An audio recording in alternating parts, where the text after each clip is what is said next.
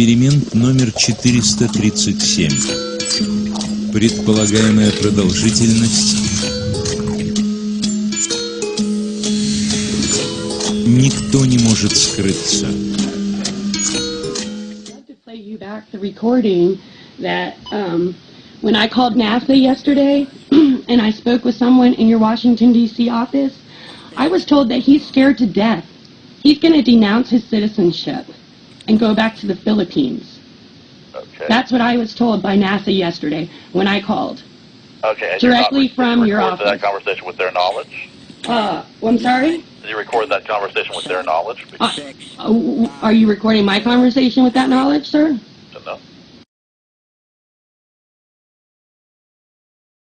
I'm sorry? No, I'm not recording any conversation. You're not recording any conversation with my knowledge, and NASA isn't either, and you can't get through it anyway. If you want to leave a message, it rings and rings and then hangs up on you. Same with Wallop Island.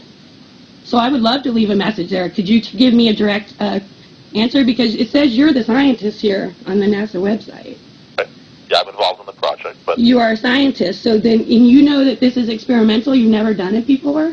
No, it's been done in the 1970s, it's been done recently in the 1990s and 2000s. Oh, that's not what it said on this article here. 3, 2, 1, 0, plus 1, 2, 3, 4, 5, 6, 7, 8, 9, 10, 11, 12, 13, 14, 15.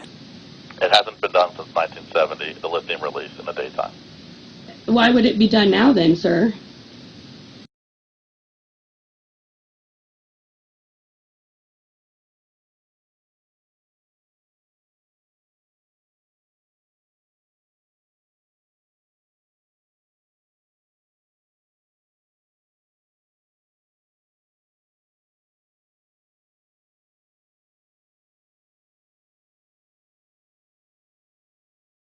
That's scary. Detailed information. If you could please send your comments by email.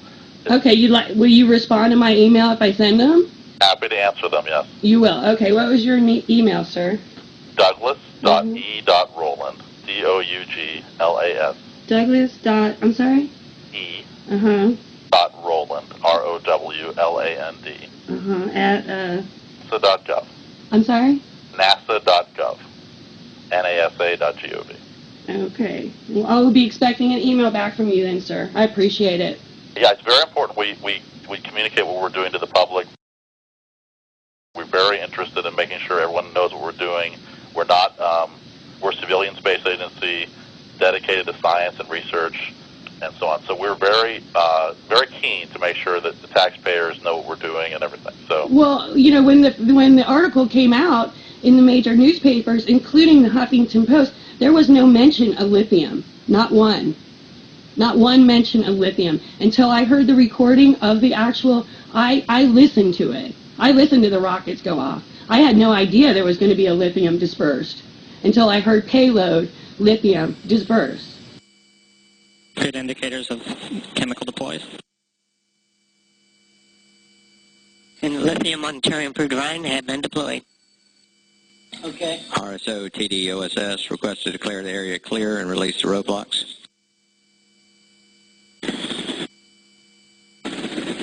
TD concurs if RSO does. RSO concurs. Oh, it copies. Yeah, science team reports out that they do see the lithium trails. These lithium trails allow them to look at the winds and that of the ionosphere. And these winds are believed to be the carriers of the dynamic. Well, make sure everyone knows that we see the lithium from the airplane. Roger that. We've got good sine waves on the electric field. PI copies. Right. There was lithium dispersed, and I'd be happy to talk to you about it. I think you might be under some misconceptions about what we're doing, but I'm happy to tell you any details that you need. Well, I know that it says in your article that you're doing it for communications. Okay, I'm happy to talk to you more about it. There are many reasons we're doing it. Okay. We don't understand how the wind in the upper atmosphere moves. Mm-hmm. In these chemtrails, there's different kinds of chemtrails, as you probably know. Different trails at night we use and different trails during the day. The wind blows them around. They glow either on their own or from scattered sunlight. We take pictures and we can see how the wind trail moves around and use that to infer what the wind is. Just like if you were taking a picture of an airplane contrail. You can used that to see how the wind was blowing up at those altitudes. This is much higher altitude, so we use these chemical trails. And what is the purpose of knowing what the wind's going to do in the ionosphere? The purpose is the ionosphere is really to understand our planet. It's very fundamental science. We're trying to understand every day. We know there's electric currents that flow over the head. They're just naturally there. They've been there for, ever since the Earth had an atmosphere and a magnetic field. And the wind is driven by the sun. The sun heats the atmosphere. The wind blows. And every day that wind drives an electric current. And we're trying to understand what causes that. Essentially, how does it work in detail? And also importantly, when the sun becomes active with lots of sunspots and lots of magnetic activity, that changes the wind pattern and changes the electric current. So we want to understand both what it is on a regular day when there's no solar activity, and then what it is when there's a lot of solar activity. Is there some other kind of a way that you can use it without dispersing the lithium? We're researching other ways. The lithium is actually harmless to the environment, and we could show you more about that. But it is tricky to use because it's very faint. You can't see it with your naked eye. You have to, have special cameras to see it and so on. So we don't like to use it for that reason. It's hard. In other words, it's hard measurement to make. We're researching other ways to put sensors directly on the rocket to measure the wind, and those are ongoing. We're trying to develop those now. In fact, one of the purposes of this mission was to do that. Okay. Well, you've explained it to me then. I don't agree with it, but I appreciate you explaining it to me. Email too if you have detailed questions, anything you want. Okay, I will. I'm gonna research it a little more, and I will email you. And I appreciate you taking the time out to speak to me today, sir. Get your call. It's not often we get to hear from members of the public and people who are really interested and concerned with what we're doing. And I really appreciate your time. I wish more people would call. I really do. I've called my senators. I've called my governor. You can't get through to anyone, sir. You can't get through to anybody. Yeah. I go to my city council. I live in rural North Carolina. They don't care. They laugh you out of there.